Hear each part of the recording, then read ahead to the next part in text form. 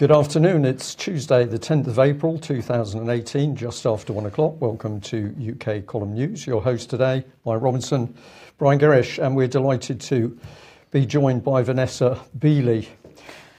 Well, World War III, Mike. Yeah, well, let's start off with Theresa May. She was in Denmark and Sweden yesterday, and she basically had this to say. First, let me say a word on the reports this weekend of a barbaric chemical weapons attack in Douma, Syria, targeting innocent civilians, many of them children. The UK utterly condemns the use of chemical weapons in any circumstances, and we must urgently establish what happened on Saturdays. If confirmed, this is yet another example of the Assad regime's brutality and brazen disregard for its own people and for its legal obligations not to use these weapons. If they're found to be responsible, the regime and its backers, including Russia, must be held to account. She said that the events in Douma fit into a troubling wider pattern of acts of aggression and abuse of long-standing international norms on counter-proliferation and the use of chemical weapons. And if people have been paying attention to the language of Theresa May and other people in the West when they're making international statements about international affairs, we've dropped the term international law, and we're now talking about international norms. Because international law is relatively fixed. International norms can be changed whenever people feel like it, and that seems to be what's going on.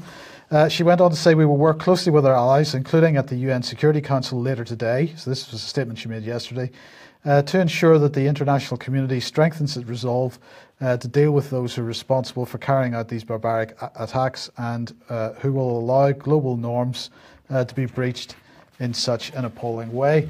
Well, this was followed up in the UN Security Council by the lovely Karen Pierce, who is the UK's permanent representative to the United Nations Security Council. She said, Mr. President, it's the third time in 5 days that the Council has convened to discuss chemical weapons. This is dreadful in the true sense of the word. The Council should dread what we risk happening, that chemical weapons become a routine part of fighting. And so she goes on with the usual rhetoric. It is the Syrian government, it is Iran and Russia who are prolonging the fighting and risking regional and wider stability, is what she said. Now, of course, yesterday I mentioned the Foreign Commonwealth Office statement that they'd put out yesterday, which ended up with this sentence: we call on the Assad regime and its backers, Russia and Iran, to stop the violence against innocent civilians. And the point I made was that, of course, that's exactly what they're doing by clearing out the terrorists from many of the parts of many parts of Syria. So let's move on to what Donald Trump then had to say, and he made this statement. Yeah. Thank you very much. I'd like to begin by condemning the heinous attack on innocent Syrians with banned chemical weapons. It was an atrocious attack. It was horrible. You don't see things like that, as bad as the news is around the world. You just don't see those images. We are studying that situation extremely closely. We are meeting with our military and everybody else, and we'll be making some major decisions over the next 24 to 48 hours. And then that was followed up with another Foreign Commonwealth Office statement. The Foreign Secretary spoke to Acting US Secretary of State John Sullivan this afternoon about Saturday's devastating attack in Douma, Syria. This follows his conversation with French Foreign Minister Jean-Yves Le Drian this morning. The Foreign Secretary and Acting Secretary of State agreed that based on current media reports and from those on the ground, this attack bore hallmarks of previous chemical weapons attacks by the Assad regime. They reiterated their commitment to standing up for the Chemical Weapons Convention and to securing that those responsible for this horrific attack are held to account. They underlined the importance of the UK, the US and France remaining in close touch. So let me bring Vanessa Beeley onto the programme at this point. Welcome to the programme, Vanessa. If the UK and US and France are remaining in close touch on this issue, and they're going to be making decisions in the next 24 to 48 hours. What do we see here? A new axis of evil? Oh, I mean, you know, listening to these statements is such a complete inversion of reality and use of projectionism against the Syrian government, the Syrian army, its allies, Russia, Iran, and Hezbollah on the ground, who have effectively liberated the eastern suburbs of Damascus from Western financed and promoted and backed terrorism. And you know, one thing that I want people to seriously consider, and it's only really been circulating in my own mind this morning, Jaish al-Islam, who are the group that were occupying Douma, who have now been evacuated safely with light weapons to an area, we believe in Idlib actually. There was some confusion on the ground even over where exactly they were going to go. This group, and we'll come on to more details on this particular story later, but the atrocities that were committed by this group against the Syrian civilians living under their occupation for maybe 6 years, this group's PR machine was created actually by MI6, by British MI6, according to Thierry Meyssan and his review of the creation of Incostrat in the UK to basically run the PR for a certain number of so-called moderate terrorist groups. And Jaish al-Islam was among those groups. So basically, through, again, the Conflict Stability and Security Fund, as exposed by The Guardian, actually, Ian Cobain, who's one of the very few genuine journalists left at The Guardian, through the Conflict Stability and Security Fund, Incostrat was actually being financed to produce not only promotional films about these terrorist groups, but also to produce their logos, to brand them, basically, to brand them as the moderate terrorists inside, or the moderate extremists inside Syria. So the crimes committed by those groups against the Syrian people that are now coming to the surface, again, with the testimonies that are coming from civilians that are finally being released from their imprisonment, from their incarceration, from their brutality, those crimes, in my opinion, lie fully at the door of the UK Foreign Office and their regime change war in coalition with the United States, with France and other EU member states, Gulf states, and of course Israel. So this campaign of demonization, of ramped up demonization of the Syrian government is, I believe, in defense of their own reputation, which is already in tatters after a failed 7-year war in Syria, into which has been poured millions of taxpayers' funds, if not billions. And Paul Craig Robert came out today categorically saying there was no chemical weapon attack. He will stake his life on it based on the intelligence information he has been given. Now, this coincides with the Russian military investigation of the site that went on yesterday. And indeed, we have this video clip here, which appears to show the Russians appearing at the site. There doesn't seem to be too much concern about the potential for toxic gas or nerve agent. No, I mean, extraordinary. Who you're actually seeing here is, I'm obviously not going to give his name, but he's one of the generals who was in charge of the military campaign in East Aleppo, and who has worked very, very closely with the Syrian government and the Syrian military for some time, particularly in the reconciliation department of the Russian actors on the ground in Syria. And so he was obviously being tasked to enter the area, to enter the site where it was claimed there had been a chemical weapon attack. And when I spoke to him yesterday, or I messaged him, he basically said to me, look, there is zero evidence of a chemical weapon attack. Zero. So what's the feeling on the ground then about the potential for some kind of attack from the West? You said that you sent me a message this morning suggesting that there are already assets being moved around. Yeah, I mean, I think most people, some people, as I think anyone would be, have slightly gone into denial in the sense that they'd like to believe the West is not as stupid as to precipitate us towards World War III. But unfortunately, I don't hold with those rather optimistic assumptions. Certainly, we're hearing that the US Navy is moving towards the Syrian coast. We're getting much more bellicose statements from Russian military experts. Well, and indeed, Russian TV. I have one here. This is from Vladimir Shamanov, who's head of the State Duma Defense Committee, who said if the US attacks Syria, Russia would take all political, diplomatic, and if necessary, military retaliatory measures. We will not allow US to rivet nails on a foreign anvil. There will be no unlawful action left without an answer. That's a very unequivocal statement. Yeah, and we're seeing that mirrored across a number of TV debate programs in Russia. I mean, certainly the feeling, and Paul Craig Roberts has reiterated that in his article today on the threshold of war. He's basically saying he is genuinely worried that now Russia, who has been, an epitome of diplomacy up until now, has finally thrown the towel in and accepted that the US is not an honest broker. And that they are basically preparing for war, not only in Syria, but also in Russia. So this is a very big leap from what we were seeing among, the Russian rhetoric over the last, let's say, from the beginning of the Skripal affair.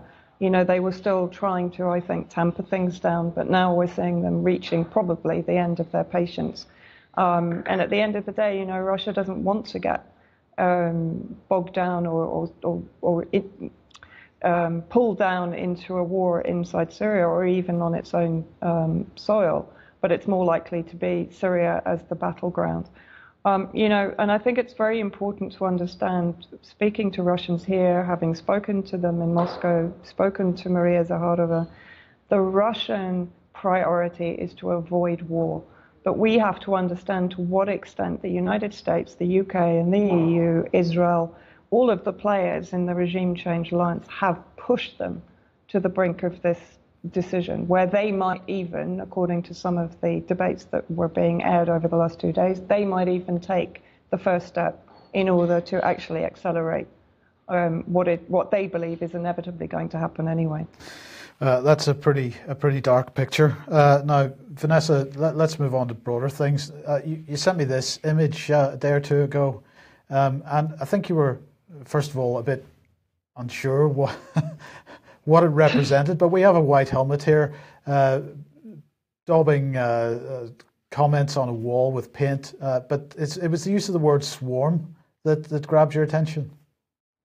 Yeah, I mean, I just found this extraordinary. I mean, we're supposed to believe that the White Helmets are some Syrian grassroots NGO, right? Here to help the civilians, simple people from simple backgrounds just doing their best. Here we have them deploying, I mean, anybody who speaks a modicum of English, if you're talking about honoring the dead, which we assume this is what they're trying to portray, you would use the term RIP, rest in peace, right? The use of the terminology swarms is just bizarre to me. It's not a word that the majority of Syrians here that even speak very good English would know the meaning of. And this is the term that we have to remember was employed by David Cameron in relation to the so-called influx of refugees from Syria, and he was greatly criticized for that. But the concept of swarming, of course, also comes from the RAND new warfare, the introduction of small cells of fighting forces that are described as swarms to destabilize a nation. So the use of this term to me is just quite extraordinary in this context. Can I just say, Vanessa, of course, one of the things it does show is that the White Helmets have come into contact with this sort of language. And I think probably that gives us a clue back to where that language, where that policy is coming from. Yeah, absolutely. Yeah. Okay, well, look, we've got another little video clip here, which you took yourself a couple of days ago, of some of the kidnapped from Eastern. Is this from Duma being released? This is from Duma. Yeah, this was actually when was it? It was on Sunday night, and we'd been told that the final negotiations had gone through. The Syrian government and the Russian negotiating teams had secured the release of up to 5,000 kidnapped victims who'd been held and incarcerated in what Jaish al-Islam, remember, promoted by the British government, what they called repentance prisons. So in those prisons, they held women, majority children, and civilians who did not adhere to their extremist ideology. Now, they were a major bargaining chip for Jaish al-Islam, and of course, a major issue for the Syrian government to secure their release. There are people here in Damascus who've been waiting for their relatives to return home for up to 6 years, living always with the hope that they would see them again. This was the first bus that came out, and I have to say, even I broke down. I watched around me battle-hardened Syrian Arab Army soldiers breaking down, literally crying on each other's shoulders. This is the degree to which the Syrian Arab Army is of the Syrian people. Many of those kidnapped victims will be either from the Syrian Arab Army or from their families. So this was a tremendously emotional moment. However, what we've now discovered, and it's heartbreaking news, is the fact that only around 100 of those kidnapped victims, so 100 out of almost 5,000 maximum, are actually alive. The rest we have discovered today are quite possibly dead, quite possibly were executed by Jaish al-Islam. We know leading up to the final negotiations that there were reports of executions of those hostages in order to pressure the Syrian government, but it now appears that none of them are alive. So I just ask people to try to imagine, in the midst of all of this warmongering by the British government, exactly what the organisation that has been promoted by the British government has just done to the Syrian people. It's taken 6 years of hope and just prayer that their children, that their families, that their fathers, brothers, uncles would be alive. And they've now just basically been told they're not. They're never going to see them again. And I can't even explain to you the messages that are coming into me, the feeling here, which is very soon going to turn into a wave of anger, and which is going to be very difficult to contain for the Syrian government, on top of course, what is being foisted upon them by the international community. And there's really no hope that there's any exaggeration in this. That is the scale of it. That's the scale of it. I mean, obviously there are still questions as to how they did die.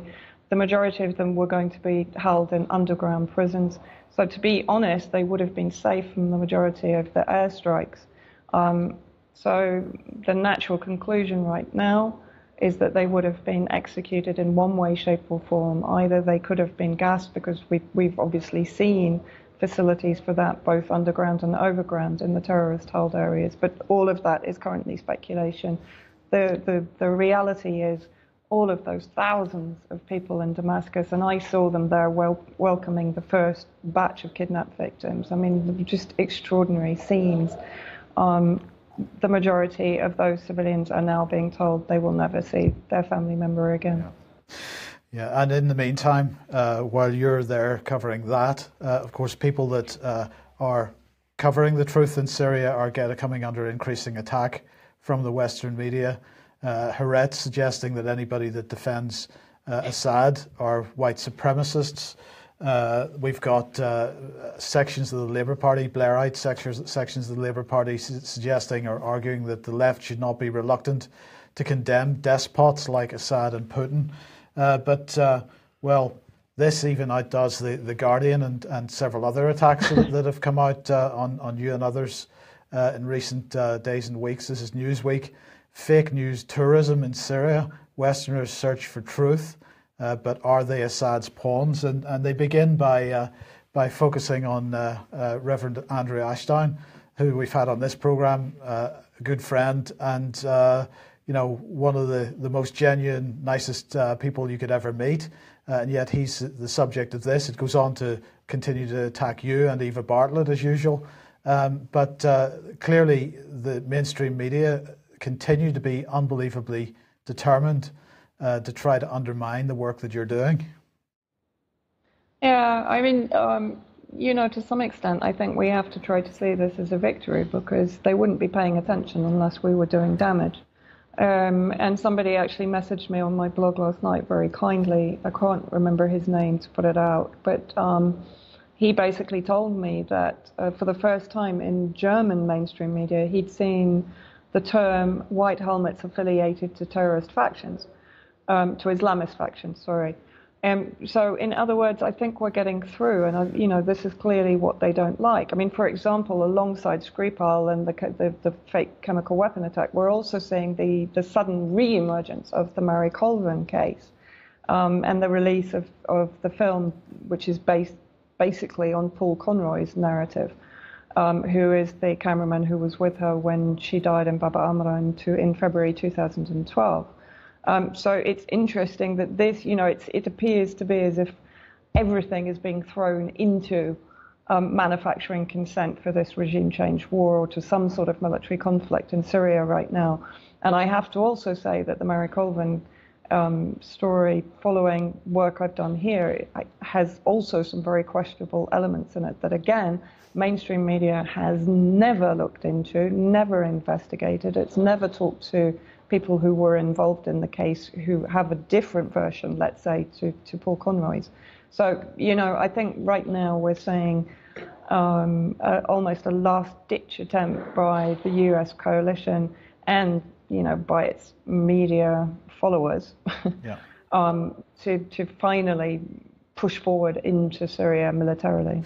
Okay, Vanessa, thank you very much for that. We're gonna move on. Stay with us if you possibly can, because we'll come on to Skripal in a minute. But in the meantime, Brian, the BBC continues to pump out the propaganda. Yes, well, I just saw this as a front page earlier this morning. Trump pledges forceful action on Syria, and then you've got the other little one to the right. What are the US options on Syria? We just highlight those.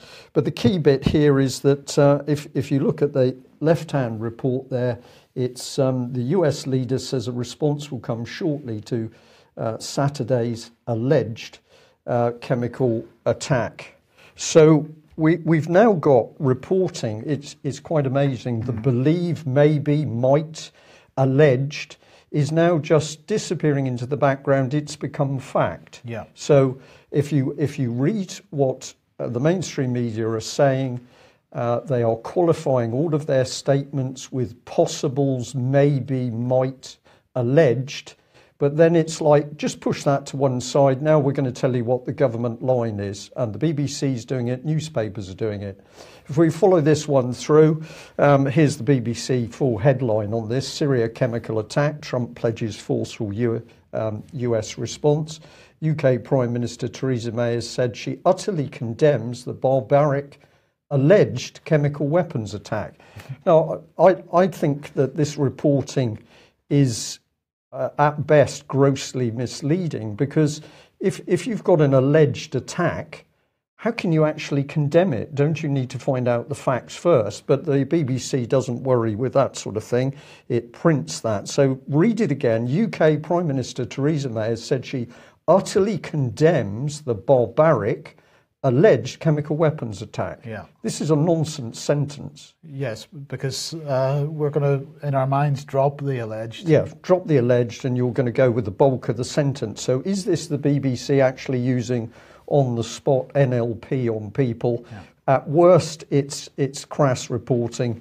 I think what's going on here is actual applied psychology to drill this into people's minds. And if that's the BBC, let's get into The Guardian. Because, well, of course, what's The Guardian got to say? Yulia Skripal discharged from hospital after the Salisbury attack. Well, this is really good news, Mike. This young lady's had a dose of military-grade nerve agent. She was untreated for several hours, and now she's out of hospital and she's absolutely fine. But let's have a look at the reporting, because this is the key bit. Skripal, 33, flew to the UK on the 3rd of March, the day before she and her father are believed to have been poisoned with a Novichok nerve agent. Now, the funny thing is that Porton Down has actually said it was Novichok. Yeah. They are saying we can't say whether the Russians did it, but here it's transposed to believed. So it's almost like the journalists are getting confused themselves, because there's fact as far as Porton Down's concerned, it was Novichok, but here it's believed. It's another clever psychological trick, isn't it? Because if you take a fact and you apply the word believed to it, then the next time you take a lie and apply the word believed to it, then people are going to accept that as a fact. But are these journalists that clever, or are they beginning to get caught up in this spin themselves? I'm going to say I think it's mainly that. But here's the second bit we pulled out. The testimony of the Skripals will be crucial in establishing the credibility of the government's claim that it was highly likely the Russian state targeted. Well, hang on a minute, because we've already got through to the fact it was the Russians. No. the credibility of the government's claim. So this is media spin, and obviously one thing is needed, and that's to put these people on trial. Absolutely. Details at mediaontrial.uk. Do get along to this if you can. In Leeds, 27th of May. Tickets and details are available on that website. Vanessa Beeley will be speaking. Vanessa's had to run on, but she will be speaking at that, as will a number of others. So do get along if you can. Indeed. And we'll also remind people of our NHS conference, May the 12th. We need help from our viewers and listeners to help us promulgate this event. This is going to be absolutely unique because the quality of the speakers is extraordinary. This is the first time there has ever been a major event talking about what's really going on inside the NHS. So please help us to push this far and wide. It is a vast venue, maximum capacity. The Albert Hall in Nottingham can take 600 people. And the NHS deserves that type of capacity. So please help to promulgate that. And if you haven't already got a ticket, please get on to the UK Column website and purchase a ticket. So NHS, got a few problems treating ordinary people, Mike, but NHS superb in countering Russian military-grade nerve agents. Absolutely. So the official statement was made this morning, and Dr. Christine Blanchard, who's medical director of Salisbury District Hospital, almost the first thing she said was, "I will not be taking questions following this statement." So she made the statement, no possibility of questions. She said, following the incident on March 4th, Salisbury District Hospital received 3 people who required inpatient care: Sergei and Yulia Skripal and DS Nick Bailey, who was discharged on March 22nd. All 3 had been exposed to a nerve agent, a highly toxic chemical, which aims to prevent the nervous system from functioning. While I won't go into great detail, she said, about the treatment we've been providing, I will say that nerve agents work by attaching themselves to a particular enzyme in the body, which then stops the nerves from working properly. This results in symptoms such as sickness, hallucinations and confusion. Our job in treating the patients has been to stabilise them, ensuring that the patients could breathe and that blood can continue to circulate. We then needed to use a variety of different drugs to support the patients until they could create more enzymes to replace those affected by the poisoning. We also used specialised decontamination techniques to remove any residual toxins. Both patients have responded exceptionally well to the treatment we've been providing, but equally both patients are at different stages of the recovery. Yulia has now been discharged from Salisbury District Hospital. Yulia has asked for privacy from the media, and I want to reiterate that request. I also want to take this opportunity to wish Yulia well. This is not the end of her treatment, but marks a significant milestone.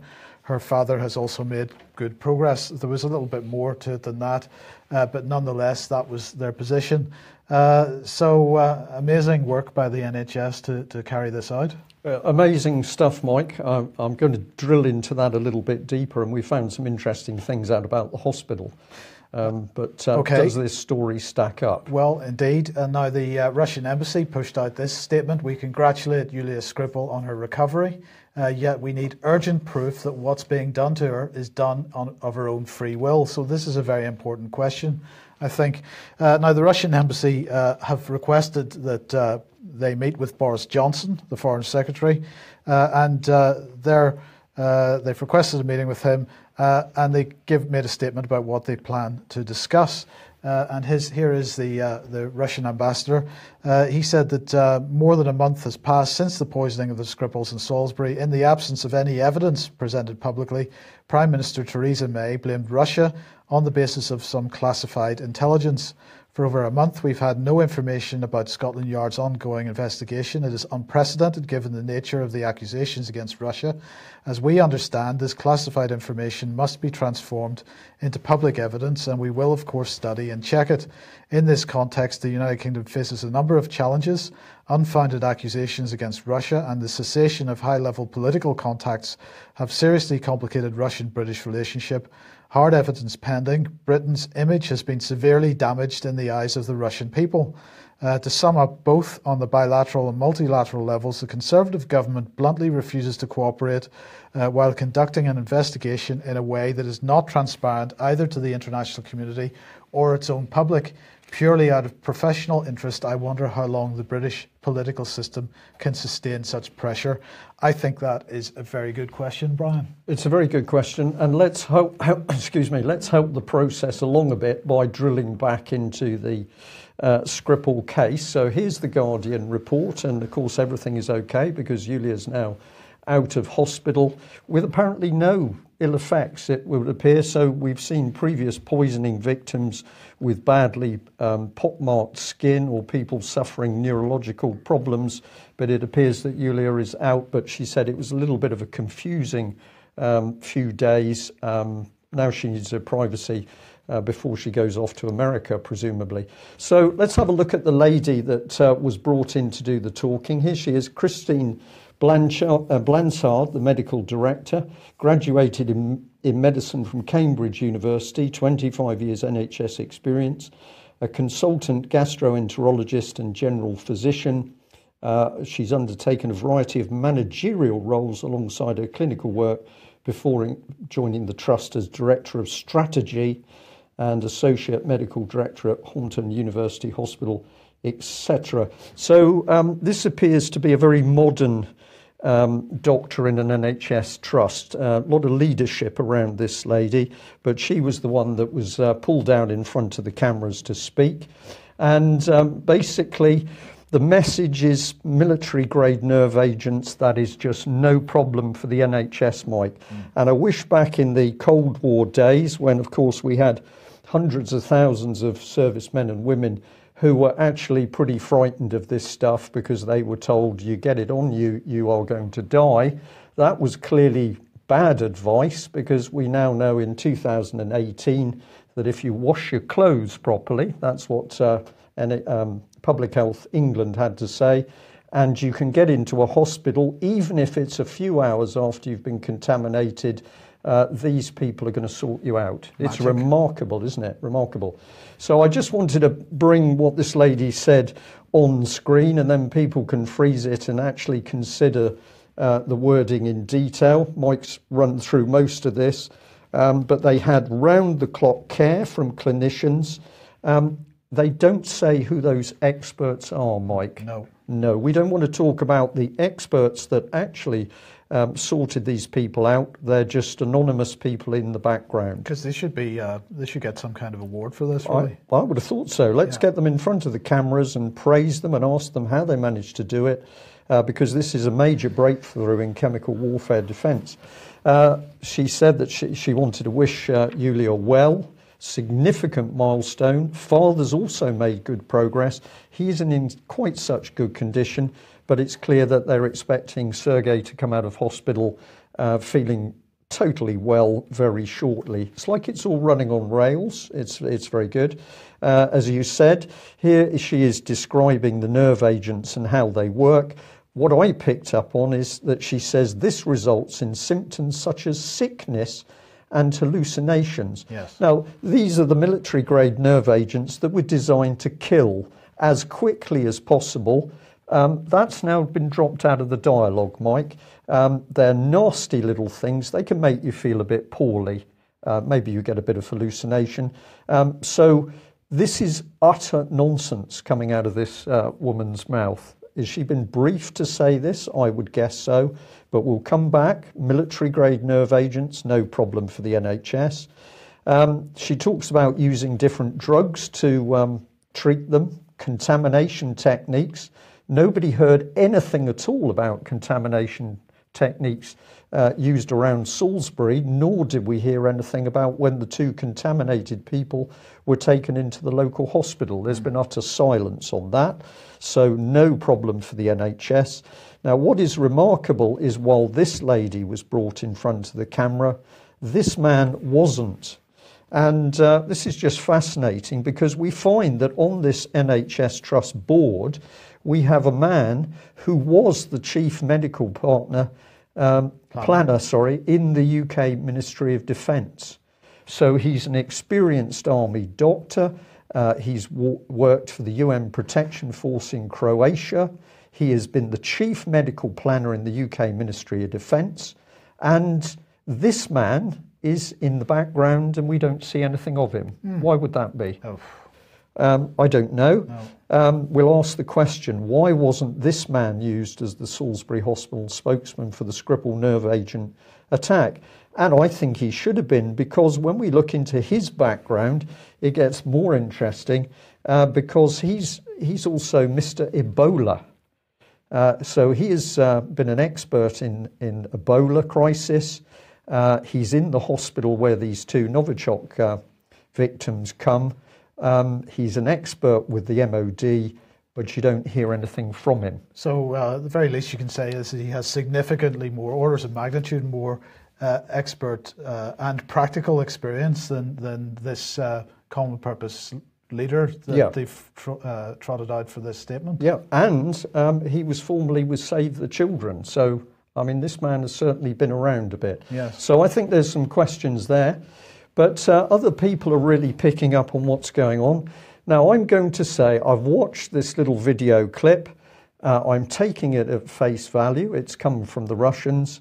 But it is just fascinating, because what it is pointing out is that some very strange things went on with the Skripal's pets. We should just mention the title. UK treatment of Skripal's pets was appalling. Worse, it pokes a big hole in the poisoning story, if anybody wants to search for it. Well, I'm going to encourage people to search for it. I just took a couple of screenshots which tell the story, but basically they're saying that Skripal is being investigated by a group of over 400 policemen and military employees. And of course, they're all dressed up in their hazmat suits because the whole area is so dangerous. But then it transpired that when they searched the house, they just didn't notice that there were 4 pets in the Skripal's house. And I think that was 3 guinea pigs and a cat. And it took this lady, it took Yulia Skripal's cousin, Victoria, to actually ask the British authorities what was happening with the pets. Whereupon they said, oh dear, we'll go back into the house. So they went back into the house, but by that stage it was too late, and the guinea pigs were all dead. And the cat, I think, was in a pretty bad condition as well. And I understand that the cat has now been put down. So we are to believe that the British government put in a team to search and decontaminate the Skripal's house. But they just tripped over the pets and didn't Well, they notice didn't them? even see them. They didn't realise they were there. Maybe it's a lack of visibility out of the hazmat suits. Could that have been it? Possible. But also, isn't it remarkable that the animals don't appear to have died of that Novichok agent? So we'll leave people to think what that little clip means. Bring in Theresa May. Of course, if we go back in time, she was well reported in the mainstream press saying that the Skripals, Sergei and Yulia, may never recover fully. This is so bad that they may never recover fully. But now, thanks to the NHS, everything is fine. Yeah. We've now treated these military-grade nerve agent victims. I'm going to say this is a pack of lies from start to finish. And I'm encouraging people to visit this Twitter page. Sorry, Mike, can you read that one for me? It's a bit small. I should have blown this up on screen. If you freeze the screen, you can read it. It's Dev Utopia. That's it, Dev Utopia. He says, oh my goodness, the media are just going over the top in their coverage of the Salisbury attack. Their spin attempts to bail out the Tories from their shambolic handling of this are turning into farce. This is a real report from Sky News. It's better than any comedy. And I'd encourage you to go and click on that little embedded video clip. And there is a report from Sky News, and it is a comedy. Basically, they say, amongst other things, those nasty Russians are so nasty they're engaging in cyber warfare and they're masters of propaganda. They've asked the UK government too many reasonable questions. They're so nasty, they've put in too many reasonable questions. Their own foreign affairs team answered all of the questions that the press put to them. So that's the Russian foreign affairs team? Yes. So the Russians answered all the questions in a prolonged press session. And what this means is that the Russians now appear open and the UK government appears secretive. So those nasty Russians, by answering the questions, have made themselves look good and the UK government look bad. And they mentioned the recording of the Yulia Skripal telephone conversation, and the Sky News reporter says, well, yes, it appears real. Oh. So that was obviously really nasty of the Russians to put in a real recording. And then they finish it off by just saying those nasty Russians. So this is pretty amazing stuff. How can we summarize what's going on here? Well, I tried to do it like this. We're calling it the analysis of madness in the Theresa May bunker. But let's begin here. Theresa May, it's alleged that there's been a murder in Syria. What does the policeman say? I think we should investigate the facts. Theresa May, I want the murderer killed. The policeman, I think we should establish if there was a murder, who committed it and why. Theresa May, there has been a murder and I want the murderer punished by death. Policeman, I think we should establish the facts. You say the murder is alleged. Theresa May, there has been a murder and it was a Russian. I want him killed. My US and EU friends all say it was a Russian. The policeman, under a fair process of law, we should investigate the facts before deciding who may have committed the alleged murder. There should be an investigation and trial. Then we can decide the punishment. But Theresa May, the facts are there has been a murder committed by a Russian. We don't need a trial. He's a terrorist and we want him killed. Policeman, who is the Russian? Theresa May, Putin. Yes. I mean, if we conducted investigations in UK on this basis, this would be how it would go. I can't comment on that. Can't comment further. No, it's amazing, isn't it? But here we are. Theresa May gathers her national security chiefs as Tony Blair calls for military action in Syria without a vote of MPs. Yes. So here's the dictatorship, and here's Tony Blair, the man of death, the crafter of the lies of weapons of mass destruction in Iraq. And he says, well, it's possible to draw a distinction between airstrikes and troops on the ground as to whether you need a Commons vote. You can launch an attack against another nation state as long as it's by the Air Force. But if you want to put troops on the ground, that's different. But either way, people are dead. Either way, people are dead, yeah. It's important that when chemical weapons are used in this way, alleged chemical weapons, of course, and the international community has taken a firm position against it, this is your point over the law, Mike, that you have to enforce it. So this man engineers the weapons of mass destruction report, and basically he's now after the same in Syria. But this one got the biscuit.